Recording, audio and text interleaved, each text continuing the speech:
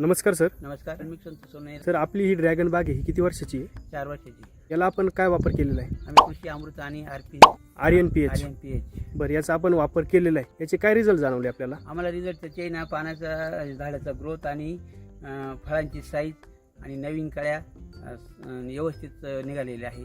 बरं. आणि दुसरी गोष्ट अशी का त्याचे झाडाचा पण ग्रोथ चांगला आहे. बरं, आता आपण 4 वर्षाची जी काय बाग आहे आपली, बरोबर, एक सुरुवातीला तुम्हाला खर्च किती आला एसाठी वैदिक पहिल्या तंत्रज्ञानावर? वर्षी 40,000 रुपये आला.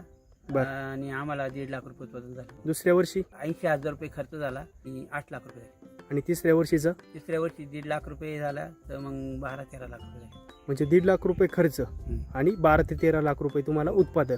आणि आता हे 4थं वर्ष आहे तुमचं, बरोबर, तर यावेळेस आपला खर्च किती झालेला आहे? आमचा खर्च आहे ना 1.5 लाखाच्या पुढे. आणि उत्पादनाची? 16 लाखाच्या अपेक्षा आहे. म्हणजे यावेळेस जे काय उत्पादन तुम्हाला वाटतं एक 15 ते 16 लाख रुपये. म्हणजे जेवढं तुम्ही खर्च वाढवत गेली तेवढं उत्पादन वाढलं. तुमचं उत्पादन पण वाढत गेलं, बरोबर. तर तुम्हाला काय वाटतं, जर आपण खर्च जो आहे आपला बेसल डोस जर केला, झाडाला जर चांगलं पोषण दिलं, तुम्हाला काय वाटतं?